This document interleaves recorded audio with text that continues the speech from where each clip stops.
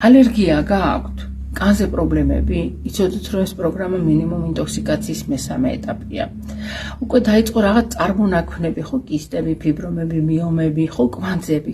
იცოდეთ რომ ინტოქსიკაციის მეოთხე ეტაპია. მეხუთე ეტაპზე უკვე შემართებელ ქსოვილში გადადის და ტკივილი წყება სახსრებში, კუნთებში. მეექვსე ეტაპზე უკვე ტოქსინები გადასული პლაზმაში, რომელიც ნერვულ სისტემაში დადის და ეს უკვე ინსულტები, ინფარქტები, ანევრიზმები, დემენცია და ასე შემდეგ. მეშვიდე ეტაპი ეს უკვე სიმსივნეა.